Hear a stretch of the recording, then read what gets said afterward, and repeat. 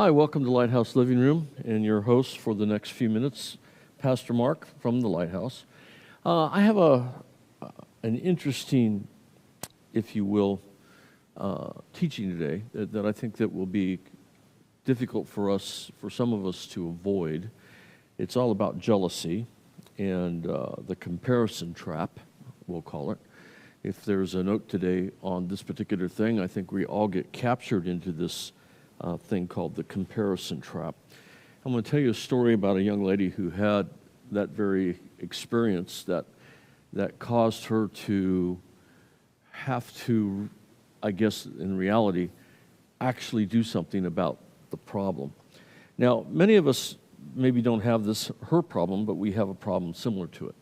It is that person that, as you were growing up, who took a similar career path as you did, and they're more successful than you are.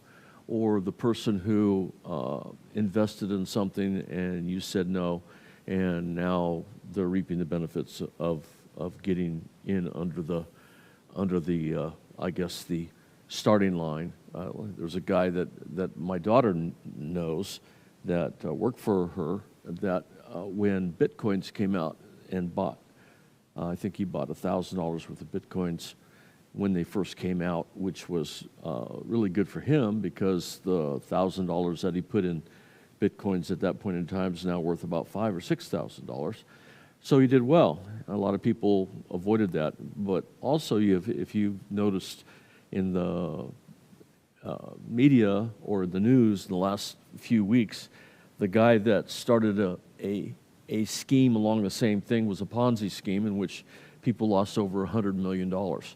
And the funny thing is that the money that this guy absconded from everyone, he invested into the Democratic Party, and now the Democratic Party doesn't want to give that money back, even though it is part of a criminal conspiracy, and all of a sudden makes them different. I'm just saying, there's a lot of stuff going on out there that brings real life right to our front door, and we need to deal with it sometimes. Here's the one I want to tell you about from a few years ago. This person had an acquaintance going on and had the same dream as she did. She wanted to publish a book, and this gal happened to publish it before hers. And when she first realized that she had done, there was a lot of feelings that came over her. One of them was jealousy that she got it done before she did. And a little voice in her that whispered, that was mine, that was supposed to be mine. In other words, the accolades that come from publishing a book. And let me tell you something, there's a lot of hard work in publishing a book. And if you're not right on track with a book, basically it doesn't really matter what you publish. It doesn't necessarily mean everybody's going to love it, just saying. So it started off as, for her, an innocent feeling, and you know those feelings that we have on daily and they're regular. He said her mistake was not dealing with that feeling. She didn't pray about it. She didn't write it down. She didn't tell anybody about how she was feeling. And one of the best things that I can say to combat jealousy is to tell someone about it so that someone can get a little bit of feedback into your life. And unfortunately for some of us, that doesn't happen. And being vulnerable and admitting it, I don't think that we do that. We don't test the dark corners of our lives generally. What we do is we just get mad or we get really jealous. Now, one of the things that I think that needs to be talked about here is that the longer that we let jealousy stay in your life, the bigger it becomes. There's an old saying, in ACE, when my wife was teaching school here at the church, we had an ACE program, and ACE was Accelerated Christian Education, which was, but they had a saying. It says, "Don't feed the monkey, because the monkey may turn into a gorilla." Now what do you think that means? In other words, if you feed the monkey will morph into a gorilla. Well, it's kind of the same way with jealousy. If you feed jealousy will morph into resentment, bitterness, anger, all kinds of stuff that doesn't lead to a good outcome. And the worst part is that outcome can actually hurt you. Jealousy can make you sick.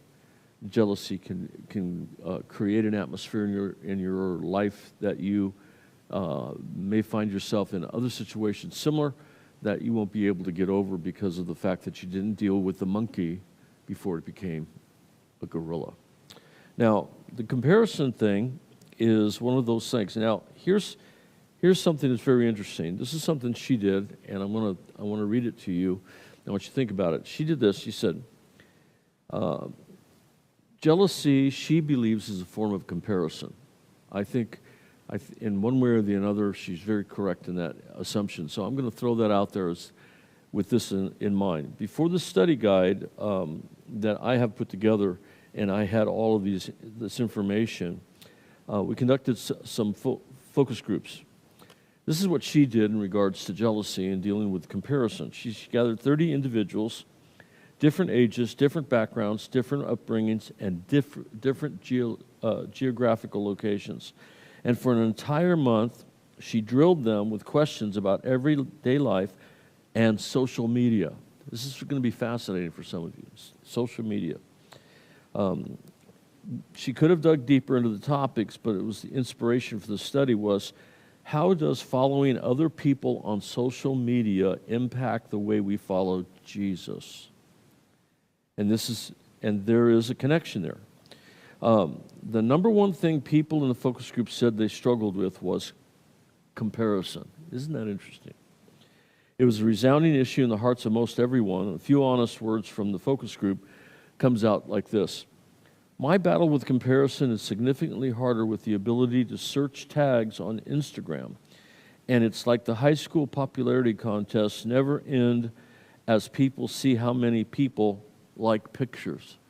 In other words, it's funny, and it's really kind of interesting because I just read an article on social media about the likes on Facebook and the likes on Instagram, that getting likes about something that you have posted actually creates the chemistry in the back of your head where pheromones are produced at the base of the brain, that these pheromones have a longing to become liked. It's fascinating to me. And it actually creates chemistry that becomes an addiction where you actually go to those things to see how many likes you have every day or every hour or every minute. And it's fascinating to me that comparison seems to be a big deal. Here's another one. It's too easy to look at the perfectly curated feeds, I guess is the term that they use, but I think about that for a minute. It's interesting how we read things on Facebook and that their life is perfect, but we don't know who they are and what their real life is like. Funny, huh? Compared with your own life, especially your boring or mundane moments, to the exciting things that's happening in other people's lives. And we get jealous because we compare. Think about that. Where's this going, Pastor? I'm going to take you to Scripture in just a minute. You'll get it. Okay. Now, C.S. Lewis said something I thought this is a really great quote. C.S. Lewis once said that comparison is the thief of joy. And in an honest moment, I definitely find myself feel incredibly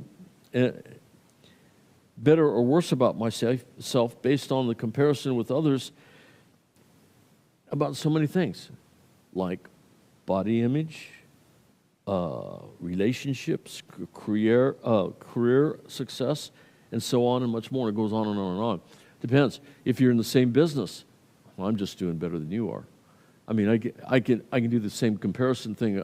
I was talking to a friend of mine who has a coffee shop in Washington State, and he's in a little trailer, a little sit-down trailer, which is just strictly drive up both sides, and it doesn't have any place to do what my daughters do. But the fact is I told them, I said they've got X amount of Instagram followers, and anytime they post something, they'll immediately within an hour get X amount of them. I'm not going to mention how many because I don't want anybody to use that as a comparison. But the thing that I thought was interesting, he was feeling pretty down about the fact that our girls were doing so well and he was doing so poorly. But the thing that's interesting about it is, again, it was a comparison thing. Now I'm going to take this balloon this out to another balloon. Every time that I go to conference, the first thing that comes to people that are senior pastors to me is, how many people are you running? It's fascinating to me. It's always the same. It never changes. It's always about numbers. It's always about this. It's always about that. And when I told them that I have that we do a weekly program with a rabbi on YouTube, and people are following it in other countries, freaks them out. I mean, it flat out freaks them out. And I don't know why, because I just think it's fascinating to me. I think it's fascinating the fact that even people watch this program. I'm shocked, actually, sometimes. Why would anybody want to watch or listen to Pastor Mark talk about something that may not be relevant at the time? But the fact is that it is relevant, because we're in a comparison trap. We really are. Now, today, we're going to dig a little deeper in this comparison, because we're going to read out of Matthew. We just read Jesus' Sermon on the Mount, and I thought it was kind of interesting that the things that he was talking about really, really, really, really, really relate to us. But we're not going to stay on that. We're only going to talk about it for just a moment because of what it says. Now, in Matthew 6, 22 and 23, here's what it says. The eye is the lamp of the body. So if your eye is healthy, your whole body will be full of light. But if your eye is bad or unhealthy, your whole body will be full of darkness. Now, if you read this out of the Message translation, you need to think about what I'm about to tell you, and you need to write down your thoughts in regards to what this looks like. Follow with me now. This is out of the Message. The eyes are the window into your body. If you open your eyes wide in wonder and belief, your body fills up with light. If you live squinty-eyed in greed and distrust, your body is a dank, or dank, it's dark, it's another term, cellar. If you put the blinds on your windows, what a dark life you will have. Again, this is comparison.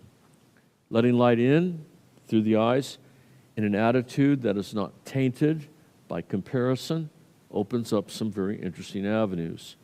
And now, Jesus included these words in his most famous sermon, the Sermon on the Mount. And you know that they're important because he's saying it to the people. Listen, what you focus on will affect every part of you. Everything that you see, everything you let in. Now, it's fascinating. A lot of people don't understand this concept in regards to social media, in regards to content that you watch on television. I mean, if you watch really dark shows, I get after Emily because she is a, what do you call it?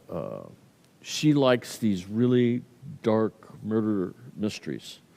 And so she told me the other day about the most ridiculous dream she had that was I mean, it was so ridiculous that I had to laugh. I said, I don't know, where in the world you got that? And then it dawned on me, she has been binge watching some of these really dark mysteries. And don't give me, I mean, you know, if you really want to know about Jeffrey Dahmer, I mean, that's fine, but it's not my first choice. My point that I'm saying is that there are things, if you let that in your eye gate and get it into your head, you will have your whole body affected by it. Now, if you bring in dark things, that's what happens. But if you bring in light, it does something completely different, right? Okay, so follow with me now. This is very interesting. Jesus was talking he says, listen on what you focus on. Listen to or look at what you're focused on. What are you focused on? What is in your wheelhouse all of the time, right? Now, he's warning these people because he knows the truth that there's abundantly more waiting for them if they would just give up whatever they're holding on to and follow him. That's exactly why we're here. Lighthouse Living Room is about following Jesus. What does it mean to follow Jesus? What do we need to do to create an atmosphere in which we get closer to God, not further away? Now, in the Jewish language, the eye is often referred to as the heart, cardia, the cardia. I learned something as I was getting ready for this Sunday, talking about the word joy, kara.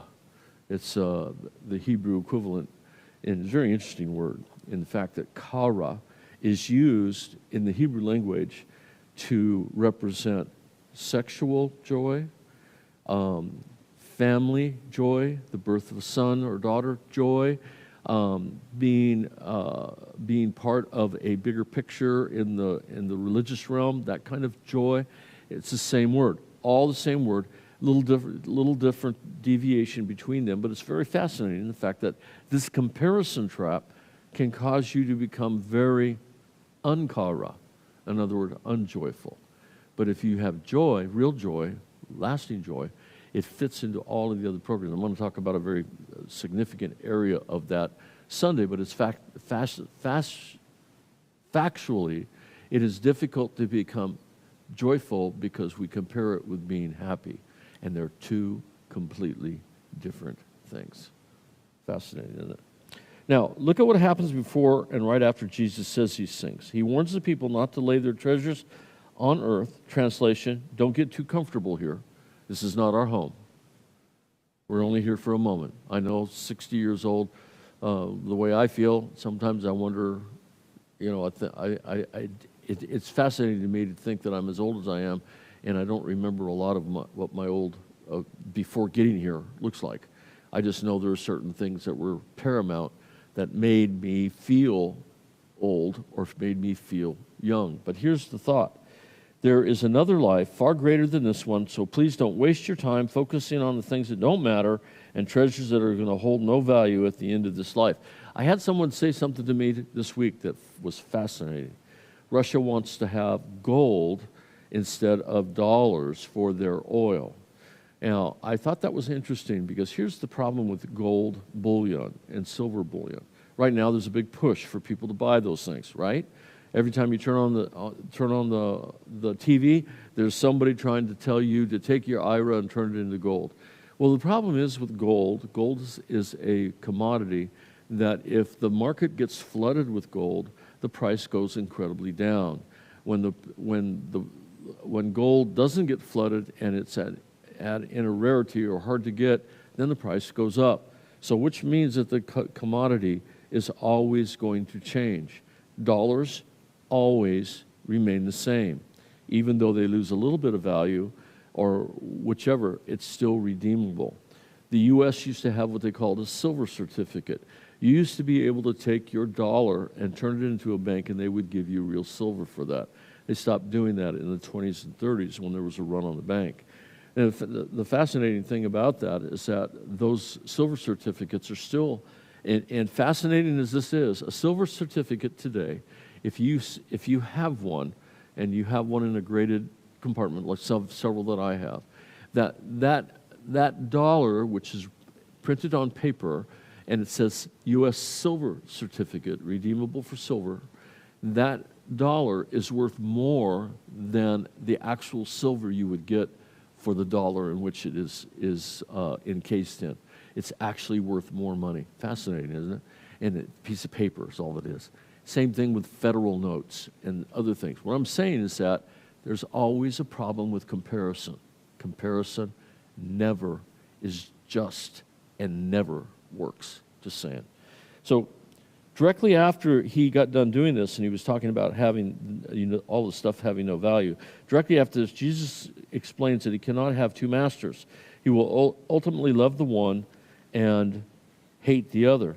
And the fact is, as he says that, he says Jesus is driving this point, keeping your heart healthy matters. In other words, you can either have money or you can have God. Which is it that you want? Which master do you want? I think I'm going to take the Lord over that, over the money, because money isn't going to do me any good when I'm dead. I'm just saying. So there's a cross-reference within these two verses. We're going to follow that lead. So if you got your Bibles out, take a look at it and go with me to chapter 20 of Matthew, 1 through 15. Now, why is this interesting? Because we're going to learn something about comparison. We're going to learn something about what it means for exchange, all right? Follow with me now. For the kingdom of heaven is like a master of the house who went out early in the morning to hire laborers for his vineyard. After agreeing with the laborers for a denarius a day, he sent them into his vineyard. Now, you got to remember, they started this process at 6 in the morning, basically. And a day in first century theology was first thing in the morning, 6 o'clock, and it ended at 6 o'clock at night. And this guy needed to get his vineyard taken. It needed to be handled. It needed to be done that day. Follow with me with this thought. And going about the third of the hour, saw others standing idle in the marketplace. And he said to them, "Go to my vineyard too, and whatever is right I will give you." So they went, going again about the 6th hour. And then the 9th hour he did the same. And it was about the 11th hour when he went out and found others standing and said to them, "Why do you stand here idle all day?" They said to him, "Because no one has hired us." And so he said to them, "Go into the vineyard too." And when evening came, the owner of the vineyard said to the foreman, "Call the laborers and pay them their wages, beginning with the last up to the first." And when those hired about the 11th hour came, each of them received a denarius. Now those he hired first, they thought that they would receive more, but each of them received also a denarius. And they received it, they grumbled of the master of the house, saying, The last worked only 1 hour, and you gave them equal to us who have borne the burden for the day in the scorching heat. But he replied to one of them, "Friend, I'm doing you no wrong. Did you not agree with me for a denarius? Take what belongs to you and go. I choose to give this to the last workers I give to you. I am not allowed to do what I choose with what belongs to me, or do you begrudge my generosity?" So the last, here's the one that Rabbi and I talk about all the time. This is the very verse. He says that the last will be first and the first shall be last. Now, I don't know about you, but I have to agree with the guy that had a beef about the fact that he got a denarius for doing 1 hour work when he had worked all day long. Now, take note about this. What are your thoughts about this? Do you feel that it is unjust for the guy that worked 1 hour to get a denarius when the other guy worked 11 hours and got equal pay? Think about it for a moment. What do you think? First thing that we're going to say, I bet you all of us are saying the same thing. Those of you that are watching me, even I'm sitting here. Here's the point, is that it wasn't fair, but that is what they agreed to. A contract is a contract. Whether we like it or not, whether we believe it or not. Now, you know what would happen here? They would go to the HR department, and then they would file a lawsuit. Some Looney lawyer would come along and file a lawsuit, and the next thing you know, he would get his denarius probably, and maybe a little bit more, but the fact is that he wouldn't get much more because the lawyer would get all the money because he went for him. What am I saying? The principle here is very true. We're comparing. There's a comparison. It doesn't look equal.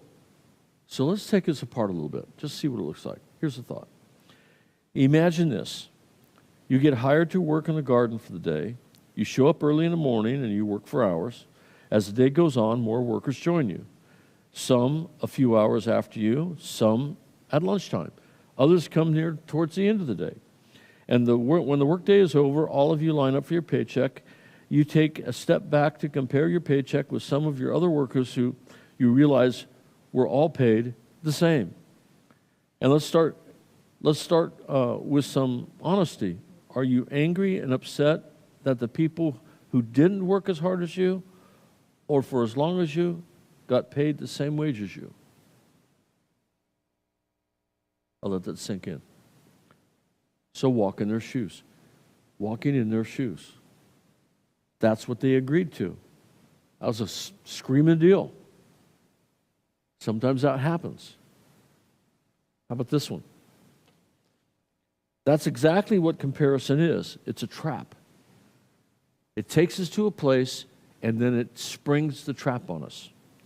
There is no way that you can be celebrating and be joyful while you are comparing yourself to other people by what they earn, who they know, what accomplishments they have under their belt. It is not possible. It will eat away at your joy and steal you from the present blessing at hand. Comparison is a major theme in all of history. A lot of wars have started from that. Taxation without representation. That's what started us to become a nation. There's a lot of things going on out here that we need to understand. Comparison is at the root. Now, the workers are upset because they worked harder and therefore believe that they deserved a higher wage. They cannot even be thankful for what they earn because they are too busy comparing themselves to someone else. You remember it's been a couple months ago, I did a series in where I was asking you to compare who's on the throne of your life. And I told you a story about a man who saw this guy coming up behind him. He's driving, he's stuck in front of a guy, behind a guy. The guy in front of him is doing 45 in a 70. And this guy comes up behind him flashing his lights, telling him to go around, go around, go around. Well, pretty soon this guy starts getting mad. And why is he getting mad? Because who's this guy? Who's this guy think he is? Who's this guy? And you remember the moral of the story was that God spoke to him in his heart and said, why don't you just get over and let him go around you? Because he said he sped up and moved over, so he couldn't. The point is that who was in control of his life at that moment? The guy behind him was in control of his life.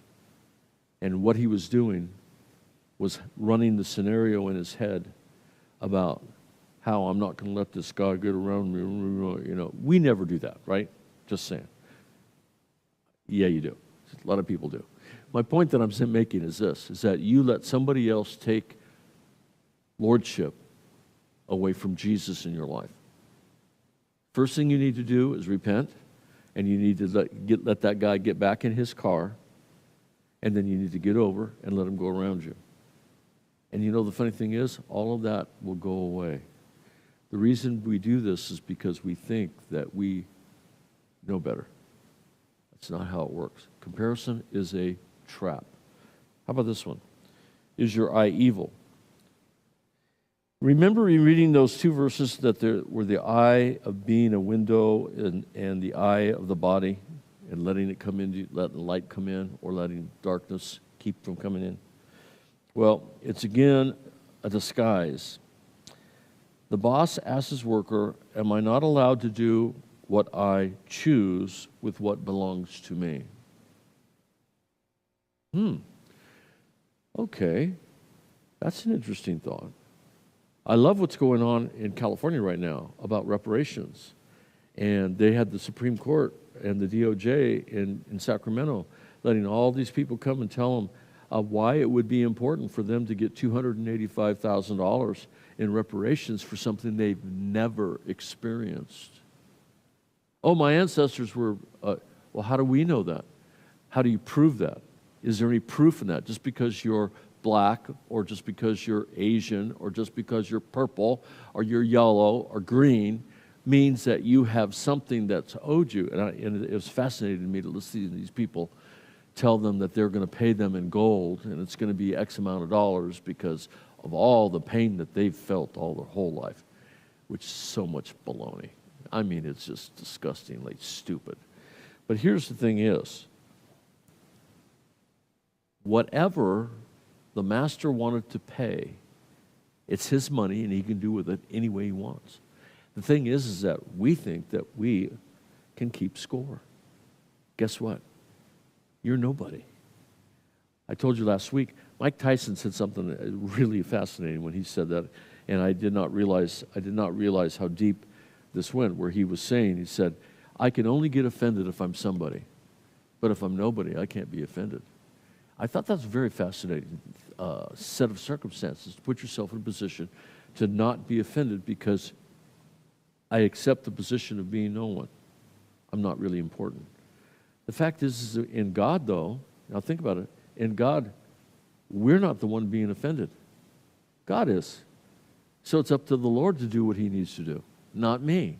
So all of a sudden now, did you see what happens here? I go from being me, being enthroned as Lord in my life, and I put God as Lord in my life.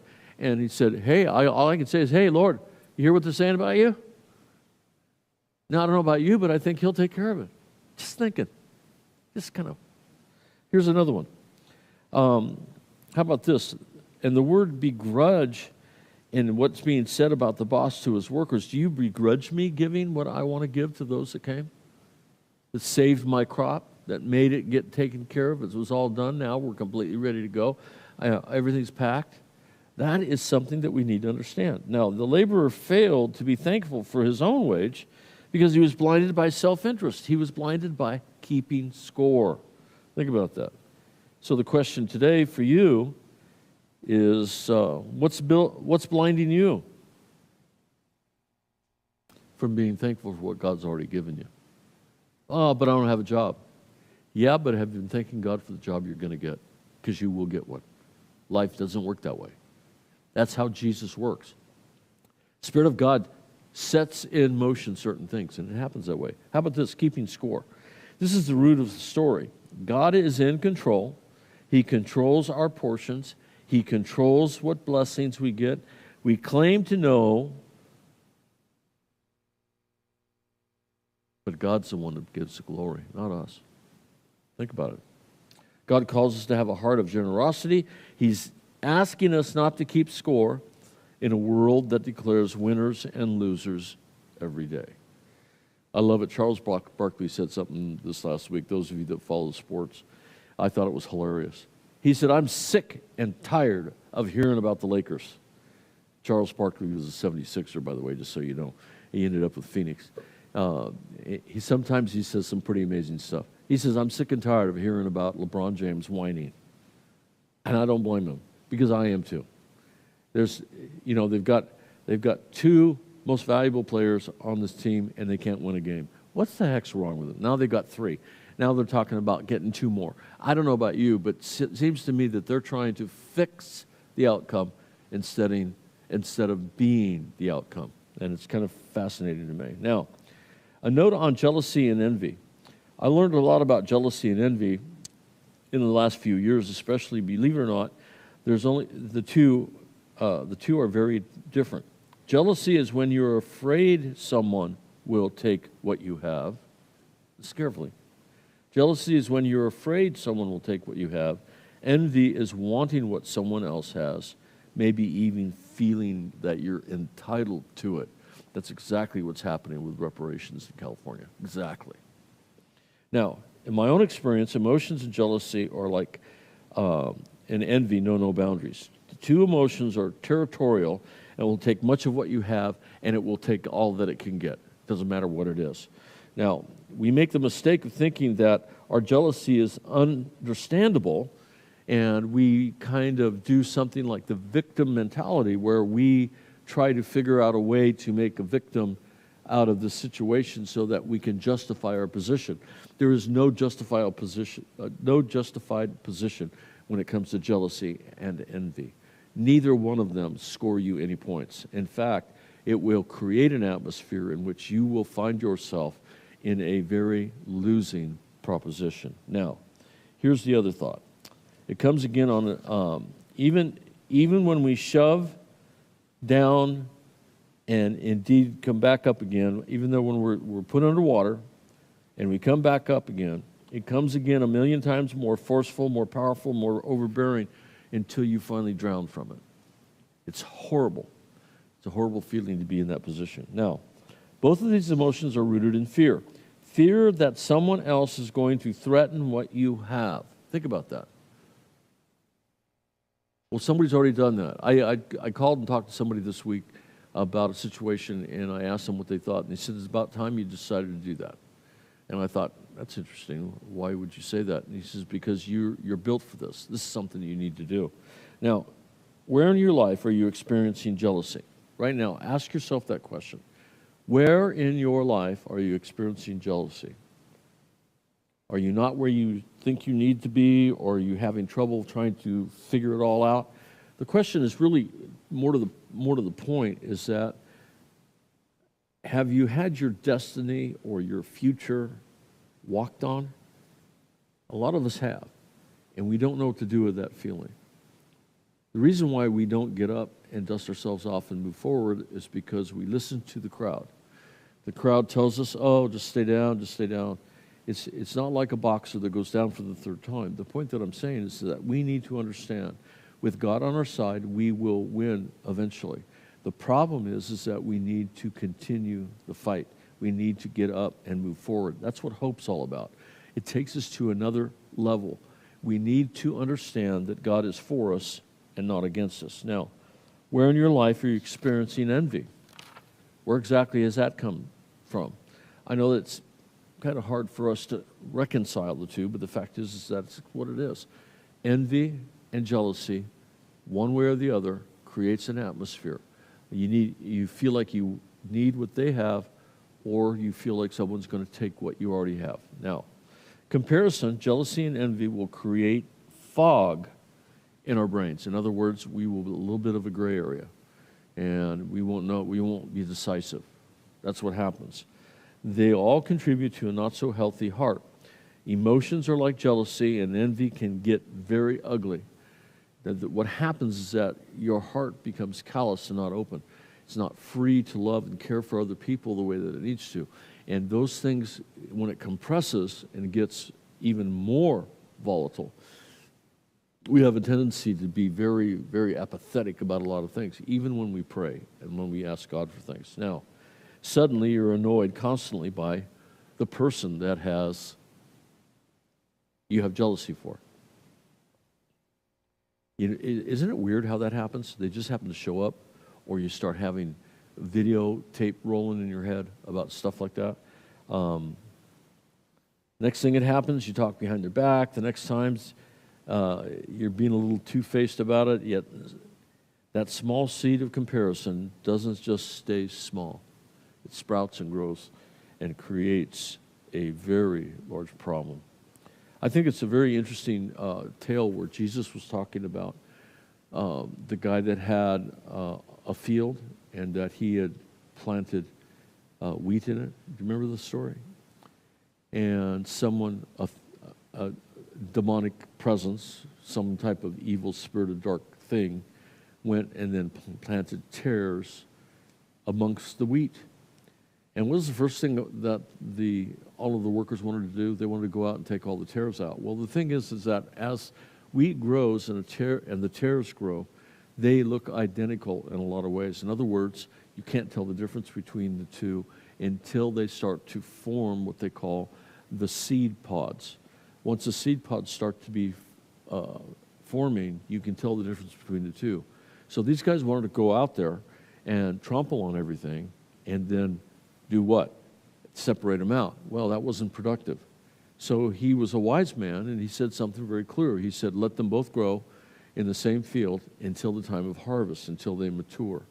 And he says, when you do that, then you can go out and separate them and separate the tares and put them in one pile, put the wheat in the other pile, and in other words, save the crop, and the tares will be burnt. Now, the thing that I want to stress to you that in jealousy, if we allow that to continue to grow and you don't control your emotions in regards to these, the tares will overtake the good fruit. You need to understand that sometimes these things will grow together, but at the end, God will have the blessing. The tares will be taken out. Jealousy needs to be taken out the same way. You need to take that out. Envy the same way.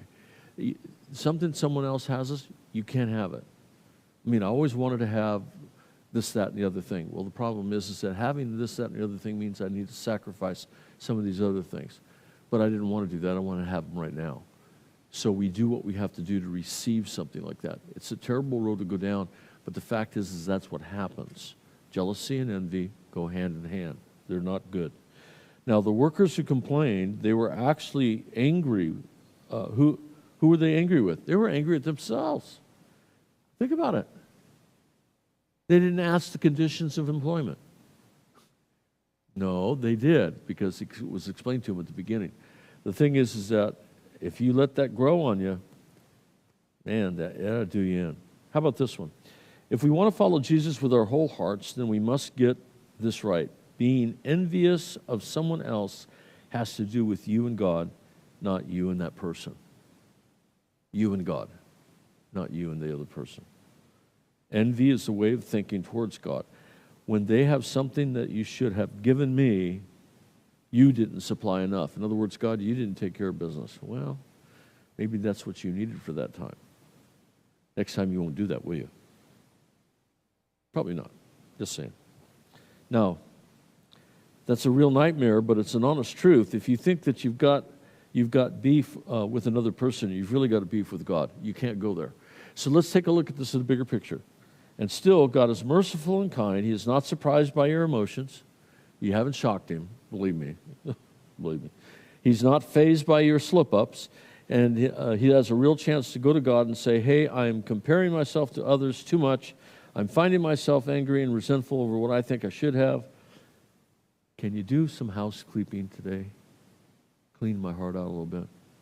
Maybe we just need to repent and just say, hey, this is the way it is. Now, let's dig a little deeper.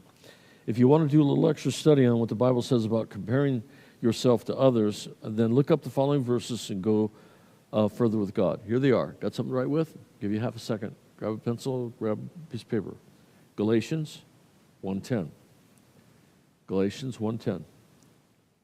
Galatians 6, 3 through 5. 3, 4, and 5. Okay, Philippians 2, verse 3. And finally, James 1:17.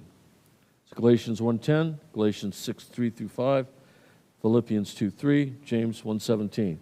Now, if I've slipped something in there that isn't appropriate, I know someone that's out there that will remind me, just so you know, okay? So here's the thought. Now, I started the session with about a young lady's struggles with jealousy. And for a long time, jealousy raged even with me in a lot of areas, and I really couldn't stop them. They were toxic. They weren't good for me. They created an atmosphere in which I was having difficulty navigating through. But here's the thing. I want to finish the story about a person I used to be jealous. This is one of the things that this young lady figured out and needed to do. The Lord told her to go to the bookstore, find the gal's book, lay hands on it, and pray that the outcome would be good and that she would get a really great following. Now, saying all of that, say this, is that one of the things that we have to do is to pray for your enemies, or pray for those that, if you will, you feel jealous about. These are important because what happens when you do this, it breaks the chain of jealousy and the toxicness of it in your life, and you become free to be able to love unconditionally. Now, jealousy and all the blood-hungry feelings don't stand a chance when we refuse to feed into them. Instead, propel ourselves towards Jesus and with actions and steps to create an atmosphere in which God can intervene. This is one of the things jealousy does for us. If jealousy will take you down a path that is toxic and ugly and emotional, but if you take and not feed the monkey, remember the story? If you don't feed the gorilla will become a monkey and will be able to be tamed. Don't feed the gorilla. It's not worth it. So when each of us get to choose, we choose whether we're going to love people well or if we're going to talk behind someone's backs secretly and wish them harm. Then I got news for you. You're in a world of hurt. If so, become active in loving someone through this so that they can, if you will, create an atmosphere in which they can thrive. So, comparison, the trap that keeps on giving. Comparison. Don't compare yourself to anybody. Enjoy what God has for you today. Well, I wish I had more. Well, then pray that God provides more. But don't be envious of what other people have. It's very common sense. Very, very, very understanding that we fall into that trap pretty easily. This next week, we're going to be talking about the prodigal son's older brother. Not about the prodigal son. We're going to be talking about the older brother. How could that work out? You might want to. In fact, this weekend, this last weekend, the message that I brought about joy will shock you, because we are going to talk about the prodigal son as well, in kind of a little different way. But here's the thought. You know that you can win this because God said you could, and He's given you permission to win. Don't take permission from the enemy to stay in darkness. Darkness will never, ever help you. Light will. When your eyes are open and the sun and the light of Jesus shines into them, everything about you changes. Amen? May the Lord bless you and keep you. This is the last word for this particular week. And next week, I have no idea where we'll be going, but I do know this. Rabbi has got a great teaching following tonight. So please hang on, and we'll see you in just a few. God bless you, and have a great week in Jesus.